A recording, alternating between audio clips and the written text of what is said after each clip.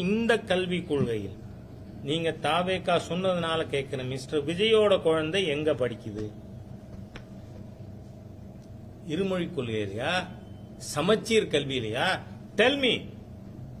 இந்த மந்திரிகள், corporation ward councillor யாராவது தங்க குழந்தைய சமச்சீர் கல்வியில் சேர்த்திருக்காங்களா?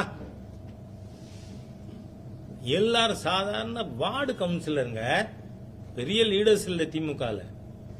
அவங்க எல்லாரும் இந்த மும்மொழி கொள்கை பள்ளிக்கூடம் வச்சு பணத்துல புரண்டுகிட்டு இருக்காங்க. உங்க குழந்தைகள்லாம் மும்மொழி படிக்கும், 4 மொழி படிக்கும், வெளிநாட்டில் படிக்கும். ஆனா சாதாரண இவங்க எங்க தடுக்கிறாங்க? ஓரளவு மிடில் கிளாஸ் அண்ட் எபவ் இருக்கிற உங்களோட குழந்தைகள் பிரைவேட் ஸ்கூல்ல ஹிந்தி சம்ஸ்கிருதம் படிக்கிறதை இவங்களால தடுக்க முடியல. ஆனா கார்பரேஷன் பள்ளிக்கூடத்தில் படிக்கிற என் ஏழை தொழிலாளி விவசாயியின் குழந்தைகளை நீங்க குறவளைய நெரிப்பீங்க. படிக்காதே. என்ன புத்திசாலித்தனம் இது? யாரா இருக்கட்டும், அது it's not for mister Vijay.